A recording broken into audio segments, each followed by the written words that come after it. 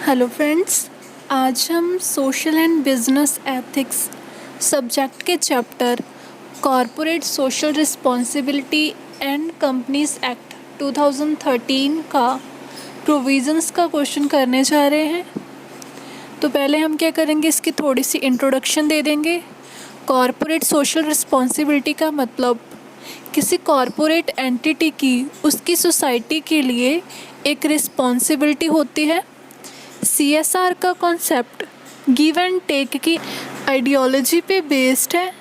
Company society से in form of raw material and human resources etcetera resources लेती है और उसके रिटर्न में वो सोसाइटी के लिए अपनी कॉरपोरेट सोशल रिस्पॉन्सिबिलिटी एक्टिविटीज़ को परफॉर्म करती है। कंपनीज एक्ट 2013 ने इंडियन कॉरपोरेट वर्ल्ड को चेंज करने के लिए कई न्यू प्रोविज़न्स बनाई हैं। उनमें से ही एक प्रोविज़न है corporate social responsibility. Companies act के अंडर इसकी कुछ प्रोविज़न्स बिलो गिवन हैं। Corporate social responsibility and provisions under companies act. तो इसकी फर्स्ट प्रोविज़न है एप्लीकेबिलिटी। कंपनीज एक्ट 2013 में किसी कंपनी में कॉरपोरेट सोशल रिस्पॉन्सिबिलिटी की एप्लीकेबिलिटी के लिए एक लिमिट सेट की गई है। फर्स्ट पॉइंट, अगर कंपनी की नेट वर्थ ₹500 करोड़ या उससे ज़्यादा हो। सेकंड पॉइंट, अगर कंपनी की टर्नओवर या सेल्स ₹1000 करोड़ या उससे ज़्यादा हो। थर्ड पॉइंट, अगर कंपनी को नेट प्रॉफिट्स ₹5 करोड़ या उससे ज़्यादा हो रहे हों तो उस केस में क्या होगा, वो कंपनी CSR एक्टिविटीज़ को परफॉर्म करेगी। CSR रूल्स के अकॉर्डिंग आगे यह भी बताया गया है कि CSR सिर्फ इंडियन कंपनीज़ के लिए ही एप्लीकेबल नहीं है, बट इंडिया में किसी फॉरेन कंपनी की ब्रांच के लिए भी ये एप्लीकेबल होंगे। Second point, CSR committee. अगर एक बार कंपनी CSR के स्कोप में आ जाए तो उसे CSR के प्रोविज़न्स को फॉलो करना होगा। उसमें कंपनी को एक CSR कमेटी बनानी होगी जिसमें 3 या उससे ज़्यादा डायरेक्टर्स हो सकते हैं, इंक्लूडिंग उसमें एक इंडिपेंडेंट डायरेक्टर भी होगा। फिर भी CSR रूल्स में अनलिस्टेड कंपनीज़ और प्राइवेट कंपनीज़ के लिए एक इंडिपेंडेंट डायरेक्टर का होना CSR कमेटी के लिए ज़रूरी नहीं है। प्राइवेट कंपनी और फॉरेन कंपनी में मिनिमम सिर्फ 2 मेंबर्स का होना ज़रूरी है। आगे हमें कंपोजिशन दी गई है CSR कमेटी की। लिस्टेड कंपनी के केस में वहाँ पे 3 या उससे ज़्यादा डायरेक्टर्स का होना ज़रूरी है।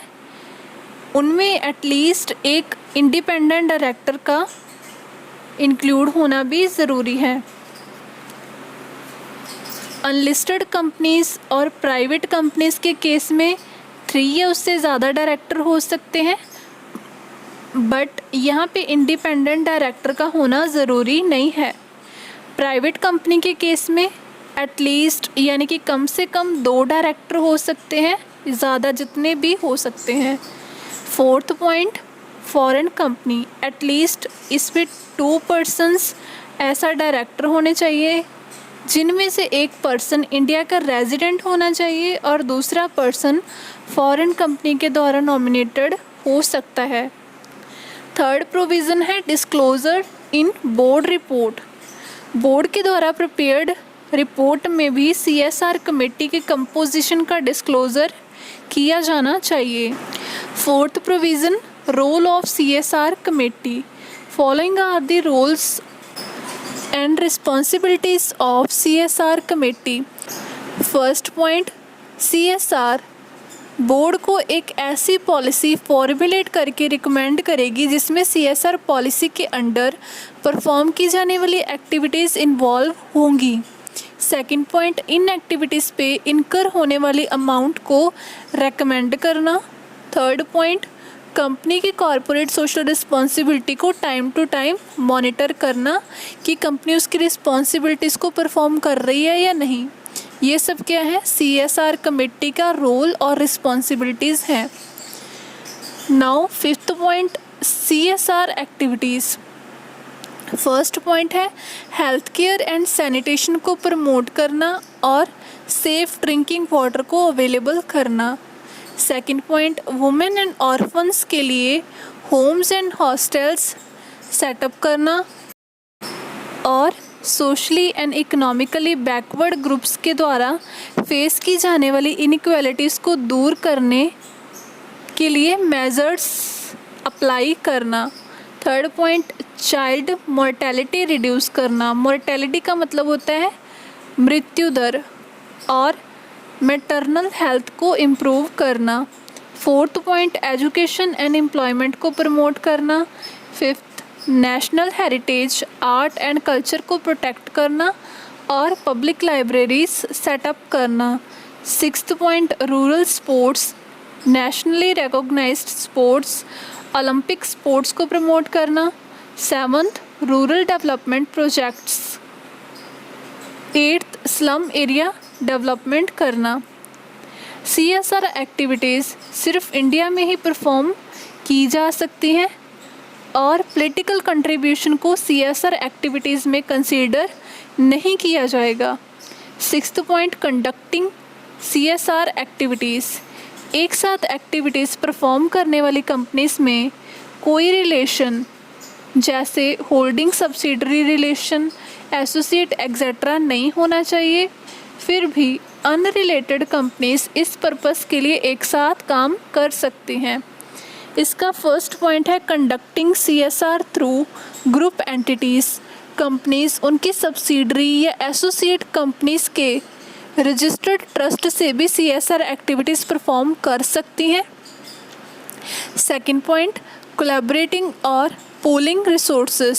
CSR प्रोजेक्ट्स में दूसरी कंपनीज के साथ कोलैबोरेशन करके भी एक्टिविटीज़ परफॉर्म की जा सकती हैं, बट कंपनीज एक्ट के अंडर उन कंपनीज को रिपोर्टिंग रिक्वायरमेंट के अकॉर्डिंग सेपरेटली रिपोर्ट करना होगा। Third point conducting CSR through a third party. किसी थर्ड पार्टी की हेल्प से भी CSR एक्टिविटीज़ को परफॉर्म किया जा सकता है। नाउ हमारी सेवंथ प्रोविज़न है reporting for CSR। CSR rules के अकॉर्डिंग किसी कंपनी के बोर्ड ऑफ डायरेक्टर्स के द्वारा कंपनी की CSR पॉलिसी को उसके डिफरेंट स्टेक होल्डर्स को एक्सप्लेन करने के लिए CSR रिपोर्ट को एनुअली यानी कि ईयरली प्रिपेयर किया जाना ज़रूरी है। इस रिपोर्ट में फॉलोइंग डिटेल्स इंक्लूड होंगी। फर्स्ट पॉइंट कंपनी की CSR पॉलिसी का ब्रीफ ओवरव्यू कि उसके द्वारा कौन से प्रोजेक्ट्स या प्रोग्राम्स परफॉर्म किए जाएंगे। सेकंड पॉइंट CSR कमेटी का कंपोजिशन क्या होगी, ये हम पहले पढ़ के आए हैं ना, कंपोजिशन क्या होती है वो आप देख लेना। थर्ड पॉइंट कंपनी के लास्ट 3 ईयर्स के average net profits. Fourth point financial year के द्वारा CSR स्पेंड की डिटेल्स। अगर किसी कंपनी की वेबसाइट है तो वो कंपनी इस रिपोर्ट को उसकी वेबसाइट पे भी डिस्क्लोज करेगी। एट्थ प्रोविज़न है role of board of directors. CSR activities में बोर्ड एक इम्पॉर्टेंट रोल प्ले करता है। फर्स्ट पॉइंट बोर्ड को CSR कमेटी की रिकमेंडेशन को फॉलो करना चाहिए और CSR पॉलिसी अप्रूव करनी चाहिए। सेकंड पॉइंट वो इस पॉलिसी की इम्प्लीमेंटेशन को इंश्योर करता है कि इसे अच्छी तरह से इम्प्लीमेंट किया जा रहा है या नहीं। थर्ड पॉइंट वो CSR पॉलिसी के कंटेंट्स उसकी रिपोर्ट में डिस्क्लोज करता है। फोर्थ पॉइंट अगर कंपनी की कोई वेबसाइट होती है तो बोर्ड क्या करता है, वहाँ पे इस पॉलिसी के कंटेंट्स को डिस्क्लोज करेगा। नाइन्थ प्रोविज़न है failure to spend CSR fund. अगर कंपनी CSR के लिए अलोकेटेड अमाउंट पे करने में फेल हो जाए तो उस कंपनी को बोर्ड की रिपोर्ट में इसका डिस्क्लोज़र देना होगा। ऐसी कंपनी को CSR फंड स्पेंड ना करने का रीज़न भी बताना होगा। यह नोट करना इम्पॉर्टेंट है कि इस पे कोई पेनल्टीज़ नहीं लग सकती अगर कंपनी CSR एक्टिविटीज़ में स्पेसिफाइड अमाउंट स्पेंड नहीं कर रही बट बोर्ड की रिपोर्ट में इस अमाउंट की स्पेंडिंग ना करने का रीज़न स्पेसिफाई करना ज़रूरी है।